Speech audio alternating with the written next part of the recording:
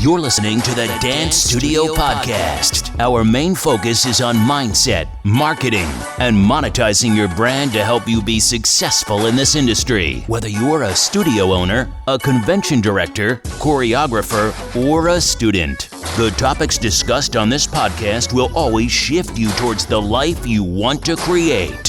Here's your host, Andrew Carlson.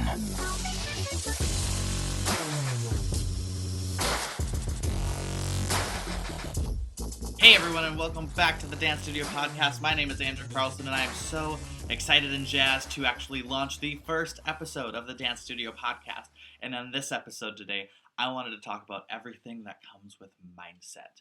Because at the end of the day, when it comes to business ownership, I am the marketing person. I am the person that will help you create your brand, monetize your brands, get your business systemized so that you can have it run on autopilot while you are focused on the things that you absolutely love to do. I also have business partners, Brenda Jones and Greg Stoll, who will be joining me that are focused on all things mindset when it comes to performers, when it comes to choreographers, when it comes to everything.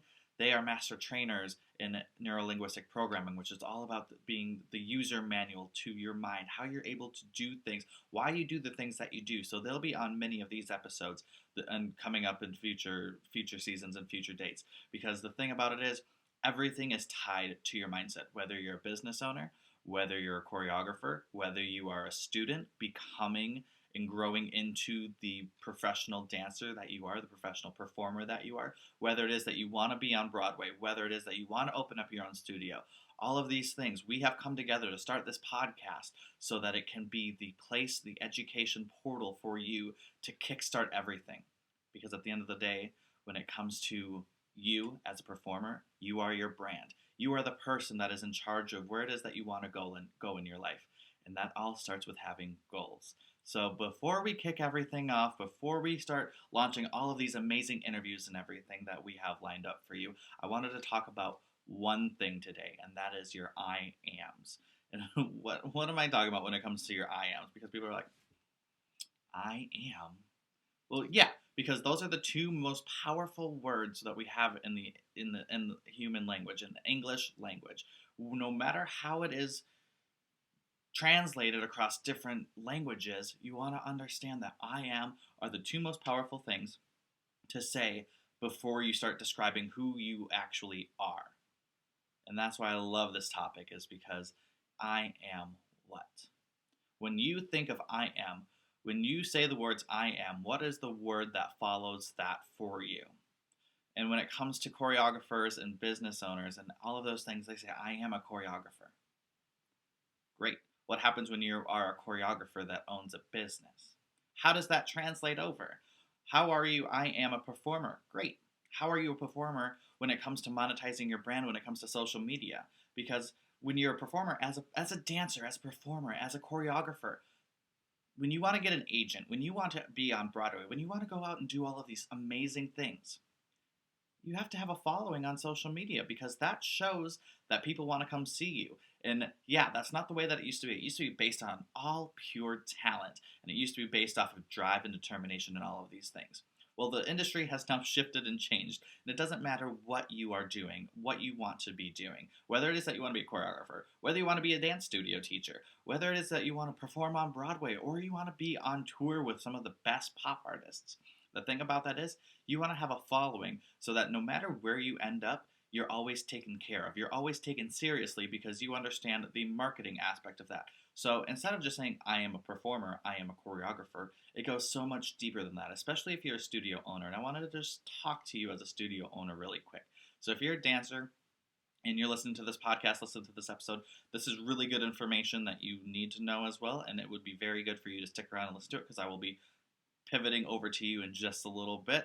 But I want to communicate with the dance studio teachers that actually have studios right now, those choreographers that own studios right now, because I am a business owner, or I am an entrepreneur, are the two biggest I ams that you can actually identify yourself as. The way that you want to look at your mind is it has different layers. So at the very top is the identity level. But in between all of that, there are different belief systems that drive your behaviors. There are different behaviors that actually drive your actions. There are different value systems that you value. That's why when it comes to your brand value systems, why people say that you have to have core values when it comes to your business is because those values actually dictate and drive your beliefs and your behaviors to actually do the actions that you said that you're going to be doing. So that's why I always love to go straight to the I ams, because that is going to dictate your value system, because you're going to have a different value system than as a choreographer than you would a business owner. Because at the end of the day, yes, you want to impact the lives of the future generation of performers that are going through your classes right now, that are being impacted by you as a choreographer, as a business owner, while your other choreographers are there impacting them in the class, assisting your classes every single day. The words that come out of our mouths are so impactful into the minds of these children. And that's where we want to get started, is because I am a business owner, you're going to have different belief systems when it comes to business than you would if you were just simply a choreographer that doesn't have any responsibilities of the business side of things. And I know you're saying, Andrew, why are you such a Debbie Downer? I'm not a Debbie Downer. I want to make sure that all of these studios that you have open right now, all of the studios that are open, that are listening to this podcast right now, continue to stay open for the longevity of while you are alive, while you're here on this earth, wanting to do what you want to do, impacting the lives of the children, and having this wildly successful business. I want to make sure that you're able to do that instead of 3 years from now having to close those doors, or a year from now, or 10 years from now having to close those doors because you didn't think of things a certain way. You didn't have certain value systems when it came to your business. So that's why I am a business owner. I am an entrepreneur. As a performer, hello, I'm glad you're still listening, because as a performer, I am an entrepreneur. What is an entrepreneur? Are you gonna ask? And that's fine. If you don't know what an entrepreneur is, that's fine. But the basic identity level of an entrepreneur is a problem solver. They love to solve problems. They love to get in there, figure things out, and make it successful and make it profitable. And that's what we have to do as business owners and as performers. If you want to make it on Broadway, if you want to go perform with pop stars and be the performers on stage in those stadiums, you have to think of things differently. You have to solve problems, because it's not just about talent. Talent gets you so far, because when you are talented, then things become easy and effortless for you, because you can just catch on to choreography easily and effortlessly.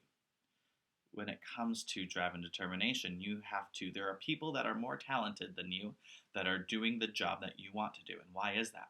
Because they understand marketing, they understand that they need to monetize themselves, because it doesn't matter if you have a job for that one period of time. If you're on tour for 6 months, guess what happens when that 6-month ride is over, and then the performer's not going to go out for another year and a half. You have to find another gig, and guess what? If you don't have a following of people who know, like, and trust you, that you could just say, hey, let's jump onto this tour for a little bit, and this tour for a little bit, and you're making those connections. That's what being an entrepreneur is all about. Building relationships, making those connections, and then just really fine-tuning and just, what's the word for it? Really honing in on those relationships and making sure that they are exactly the type of relationship that you want to be a part of. Those professional relationships that will say, hey, you're done with this project, jump onto mine. I worked in the film industry for a very long time, and I worked in commercials. And I did this for about 3 to 4 years. And the thing about commercials is you only worked for about 1 to 6 days in a row. And then after that, the commercial was done filming and we had to move on to the next project. And guess what? If you didn't make your connections, if you didn't go out and network, if you didn't actually build your network of people of saying, hey, you're done with this job, come jump onto this job. I need you. I really want to make sure that you're on this project with me because I absolutely love you. And that's the thing. When it comes to a performer, part of being your brand is being able to be working well with people. Let's say that again. Part of being your personal brand is all about how people like you. If they like you enough to spend a lot of time with you, then they're going to want to bring you on tour. And that's what it comes down to. So now, let's revert back to the studio owners. When it comes to business, when it comes to marketing, it is your role as a studio owner to make sure that your doors stay open for a long time. That is your goal. If things start sidetracking you because you want to be more in the choreography room, that's fine. Just make sure that you find a manager that can run your business for you, your administrative team, that can put in those systems, that can handle your billing, that can handle parent uh, issues that are happening. If there's any rumors that are happening, they need to be able to nip that off at the bud, and make sure that when you are in the choreography room, when you are impacting the lives of their children, because you are really good at what you do, all you have to do is just say, hey, I'm taking my business owner hat off. I'm putting my choreography hat on. While I'm in this room choreographing and running this class, I'll be a choreographer. As soon as I step outside of this class, though, I'm taking off the choreography hat and putting back on the business hat, because I need to know how to get more people in for next season. What are you doing for marketing? Are you doing any social media marketing? Are you doing any social media at all? Are you driving and dictating the way that things are supposed to be moving? Are you driving your business forward?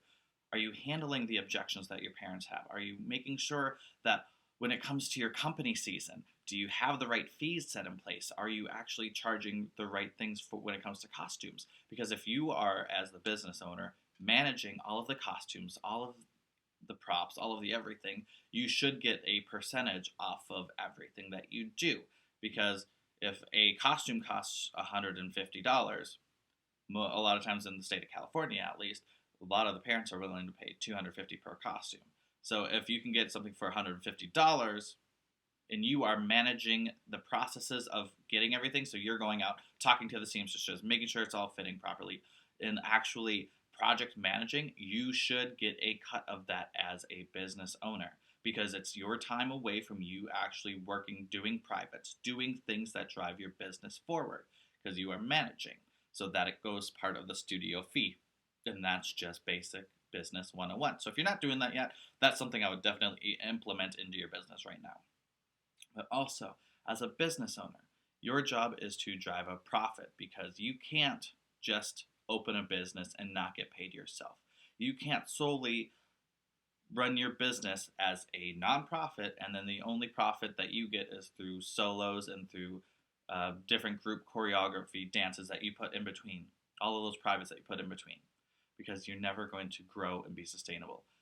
Business is about growth and sustainability, and you have a message that's important to the world. So you're not just a business owner, you're not just an entrepreneur, but you are so much more than that. You are not just a choreographer, you are so much more than that. But when it comes to running your business, your I am a business owner has to be systematic. From what's the system in place when somebody is thinking about coming into your studio and wants to transfer from one studio to yours? What is that process? Is it seamless? Is it something that the customer actually enjoys to go through? Because if not, then your business isn't I am a successful business. They don't. Your business has an I am because it has an identity of itself.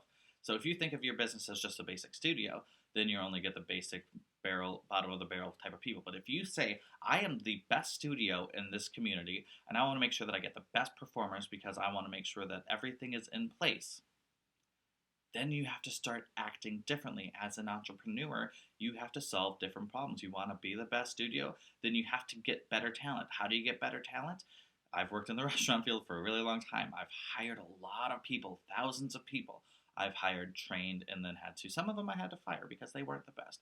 The thing about it is, what does your studio stand for? What do you stand for as a studio owner? What does your studio stand for as a studio? And what is the impact and your reason why for continuing to do this year after year? That's the one thing. Your business has an identity of itself.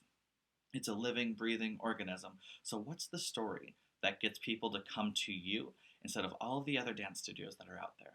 Because there are a lot, especially when it comes to like metropolitan areas. There's one basically on every corner. It's almost like a Starbucks. So what makes you different that's going to impact their lives better if they come to your studio than versus anyone else's? And that's the thing that I want you to chew on a little bit. So number one, for studio owners, what is your new identity? I am an entrepreneur.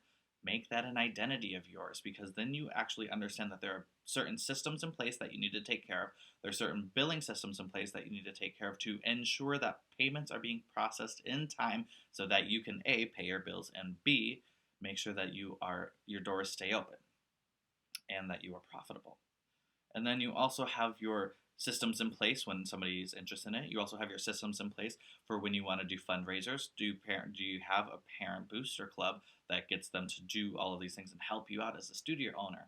All of these things need to be in place as a business owner. Your marketing, your advertising, your value systems in a business, all of that stuff matters. Do you have value sheets that you have all of your choreographers who work for you for that season or for multiple seasons? Do you actually have a set of standards for them? Is there a certain way? How do you shut down a room is a big list, because when it comes to training people, yes, choreographers are really good at choreographing or choreographing, blah, and they're really good at choreographing. But when it comes to shutting down the business at the end of the night, do you have a certain set of protocols that they have to follow? Is that listed in a list for them that they can easily open up the user manual and say, okay, I need to do X, Y, and Z, and then I need to send this email and recap everything to the studio owner so they know exactly how this day went, especially if they took the day off. Because business owners, that's another thing. Take care of yourself. And that's across the board. Whether you're a performer, whether you're a parent, whether you're a studio owner, take care of yourself. Studio owners, take a day off, take 2 days off. Make sure that you are putting vacation time into your season planning. And if you can't afford a vacation, then just make sure that you have your days off so that you can take care of you, so that you can go get that massage once in a while, so that you can focus on the mental wellness that you need to ensure that every time you step into that classroom, you are at a 100%. You are there to impact the lives of those children and to make them better performers every single day. Now, performers, I have not forgotten about you. So performers, students, it doesn't matter if you're 5, 6, 7, 8, 9, or even 10 years old, or you're 17, 18, 19, you're going off into college, or you're just bypassing college and wanting to get directly into the field and start working. There are certain identities that you have to have, because you're not just a performer. You are a business person. You are your personal brand. So I am what? What is your I am? If you were to choose any word that you could be, yes, you are a performer. And what else are you? I am a performer. When you perform, you are a performer. When you are not performing, are you a marketing person? And that's the thing that I had to get used to when I started this personal brand. I started off in the restaurant field. I've only been in the dance world for a couple years now, and I have a business partner who has been in the dance world for almost 10 years now, and then I have friends that have been in the dance industry since they were 4, and they are now in their 30s, 40s, 50s, 60s, and even 70s, so I have a lot of information from them that I can bring forward, but I'm coming from an outsider's perspective, from a marketing. I worked with actors, I've worked with speakers, I've worked with all of these people that have to build personal brands because they are dependent upon project by project what they're going to be working on next. Especially when it comes to actors. You go to auditions just like performers do. Dancers go to auditions just as much as actors do. Actors go on all of these things. They have to build a social media following in order to get the agents to pay attention to them.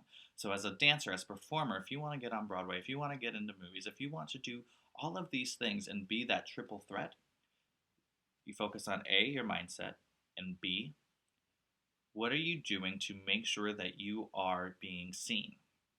You have to be seen as a performer. You have to be seen when you are out and about.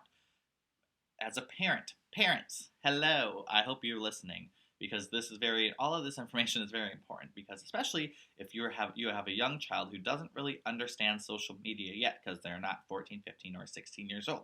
Yes, you have those 11 and 12-year-olds that are very, very good on TikTok, and they're very, very good on social media when it comes to Instagram stories, but they don't understand how to build a personal brand that makes people want to pay attention. So parents, I'm going to need your help with this one.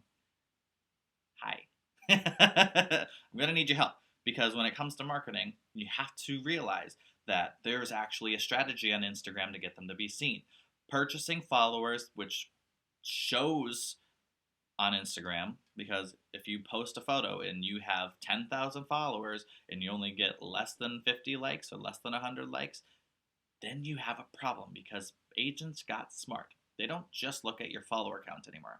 Because, yes, having a follower count is important, but if you have very low engagement on all of your posts with a lot of followers, people are not going to be paying attention. Agents are going to know that you purchase followers.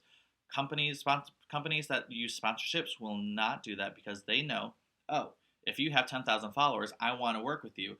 Oh, but you only get less than 50 likes per post, then you're not going to drive traffic to my site, and they're not going to purchase what I'm wanting you to promote. So why would we do that? So there's an organic Instagram strategy that we can put into place, and we'll talk about that on a later episode. You can also join our Facebook group, facebook.com/groups/the Dance Studio Podcast, so we can talk all about marketing, social media marketing, all of these things that we can't always dive into deep on every single episode. But I wanted to let you know now. Follower count is not as important as engagement. As long as you keep your engagement up, and that's what I've realized when it comes to the dance industry, is that as long as you're part of the same studio, everyone has different Instagram profiles. Make sure that everyone that's a part of that studio is commenting and liking and talking on every single Instagram post that you do. Put together a whole list of everyone in the dance studio, what their Instagram handles are, and then every time that somebody posts something, let them know in a WhatsApp chat or in a text message. Get a group text message. Hey, I just posted this up right away. Because if you get a lot of likes within the first 10 to 15 minutes of posting something, that gives you an opportunity to actually get onto the Instagram featured page, which if you just click on the search button, it shows up all of those videos right there. If you can get a lot of people to actually engage on your post right away after posting it, you have a higher chance of being seen and cheating the organic algorithms when it comes to Instagram. And it's not cheating, it's just utilizing the tools that are in place to actually make it work in your favor. But again, social media marketing. Do you have a pattern when people land on your page? Does it look nice?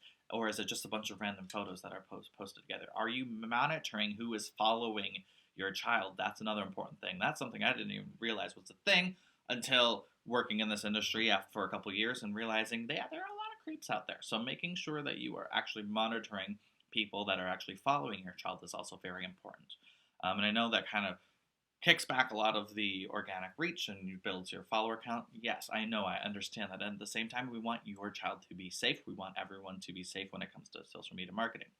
Now, when it comes to your personal brand, though, there are 3 things that people absolutely love. And we'll talk about this in another episode, but it needs to be engaging, it needs to be empowering, and it needs to be educational. But you have all those 3, engaging, educational, and empowering, then you will have a successful personal brand. And then again, it's not about follower count, but it's always about the engagement. And that's what we want to focus on. So as a parent, personal brand, I know children can be ornery sometimes. I wouldn't post those photos up there. Yes, you can be honest about it. You can just say, I wasn't having a really good day. But you can make sure that there's a post with your child performing, or it could be with them doing something, or maybe they're in tumbling class, and you keep getting videos of them falling and falling and falling. What you can do is you can post those videos of your child falling, and you can put an inspirational or empowering description in there that just says, yes, every single day doesn't go my way. I don't always stick the landing. It's important, though, that I always get up and dust myself off. I dust myself off, I get off, and I try again and again and again, and eventually I land it. That's the type of content that people love to see, especially when it comes with children. If you can get them to understand that, yes, life happens. Sometimes it's not always going to be this amazing, beautiful thing every single day. Sometimes there are going to be difficulties. You're going to come up against challenges. But it's how you come up against those challenges and how you overcome those challenges that matter. And as a parent, when you are managing their social media, yeah, people are going to know that the children aren't running their own social media, especially when they're 6, 7, and 8. It's just not happening. But people are paying attention to what it is that you're posting every single day. Who is it that you are doing, that you want your child to be seen? You're kind of building them in to become a role model, because people love when people succeed. And that's the thing that you have to hold, that identity, is yes, I am a marketer. I am somebody that's focused on all of these things. We'll talk about Instagram and Facebook strategies Instagram strategies mainly because Facebook doesn't really make sense for children. But the Instagram strategies that are in place, we'll talk about that on a later thing. I just wanted to give you a quick insight into what Instagram is all about because you are managing their profiles. And it's important for them to really embody the identity of I am a performer and I am a marketer. I am a business person at the end of the day because I am a brand. When you are a brand, you have to have a message that stands for something. Don't just, no, never just choose for them because it's important that they choose for themselves. Who do they want to become? Do they want to be on Broadway? Great. Document on social media their journey of getting onto Broadway and have that be the message and the overall or overarching message while you're building that up. Have that conversation with them. Yeah, they may be 6. They may still want to be princesses. Dance gives them the opportunity to become that princess. You, as the parent, are the one that drives them forward in that until they are old enough to run their own social media and understand that there are intricacies when it comes to social media. But again, as a studio owner, as a choreographer, as a parent that manages your child's Instagram or your social media, yes, social media is important. Start it as soon as you can. There's also a strategy in place, so it's going to take time to build over time. The thing about it is, though, there are a lot of dance companies out there that want to sponsor your child. They want to sponsor people. They have money to sponsor it, whether it's just free leotards. Hey, leotards are very expensive. I didn't realize how much everything costs until I got into the dance world, and I was like, dang! But it's crazy. It's an expensive sport, and we just have to understand that it's an expensive sport. But there are ways that your child can stand out against everyone else. They can actually be sponsored as long as you have the right following and you have the right message that aligns with the company's values that want to sponsor your child or your performer. So remember, I am. Those are the 2 most powerful words that you can utilize in the human language. And the thing about it is, is the word that you use to describe yourself every single day after that? I am what? This isn't just for business, though. Remember, as a parent, you are so much more than just a parent. I am blank. You are allowed to be an entrepreneur yourself. You are allowed to be worthy of being a parent and having a job and having a career and having all the things that you want out of life. And that's why this podcast was created, was because, yeah, studio owners need to learn how to run a business. And if a lot of times studios close down, and I've seen it happen because they don't understand how to run a business. Choreographers need to also know how to promote themselves, how to boost themselves on social media so that they can get those privates, so that they can have those really cool jobs of working in Hollywood, working with those reality shows that are focused with the dance competition shows, that you can help choreograph some of those routines. You can become a personal brand. Because my job, my role, my mission is to make sure that everyone that listens to this podcast is able to create a successful personal brand so they don't have to rely solely on one dance studio. Yes, I know, that's a really big task. I don't like having to put all of my eggs in one basket and hope that everything succeeds for 60 years while I'm working in that one place. I want to make sure that I am taken care of, that your role as an individual is to make sure that you are taken care of and that you can take care of the people that are in your life and that are part of your family. We can't always do that on just one income anymore. And that's difficult. That's a difficult task. That's a difficult pill to swallow, sure to say. I want to make sure that you are always leveraging multiple streams of income. As a studio owner, there are different master classes. Then how do you market that master class? How are you able to do all of these different things so that it all filters into your studio so that you can be a successful business owner? As a choreographer, do you have online classes that teach your specialty? Do you have all of these different avenues of income so that you're not just relying on one? Because your time is the most precious thing in the world and you are worthy to enjoy the time that you have on this earth. So my mission is to make sure that everyone in the dance industry is able to create a successful personal brand that allows them to get sponsorships, that allows them to market themselves, that allows them to have multiple streams of income, that allows them to ultimately be incredibly successful in this industry. And that's why I wanted to start this podcast, and that's why my business partners and I are going to be jumping on this every single week. Every single week there's going to be new episodes. So I'm so excited that you jumped onto episode 1, talking all about the I ams. Remember, performers, studio owners, what's your one thing?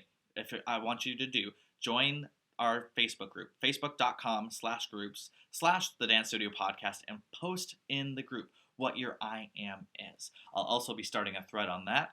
So I'm so excited that you listened to the first episode. If you know anyone that is in the dance industry or that would love to be a guest on the show, let them know. Have them join the group. Send me an email, thedancestudiopodcast@gmail.com. I would love to have them on. If you're a dance studio owner who would love to be on the podcast, or a choreographer, or even a parent who would love to come on and talk on the podcast, let me know. Send me an email. Join the group. I'm so jazzed. I can't wait to see you next week on episode 2. Talk to you later. See you next week. You've been listening to the Dance Studio Podcast. Make sure to hit subscribe on iTunes or Google Play to get new episodes every single week. Also, join our Facebook group at facebook.com/groups/The Dance Studio Podcast to expand the conversation and get your questions answered. Remember, with the right mindset and strategy, you can achieve anything.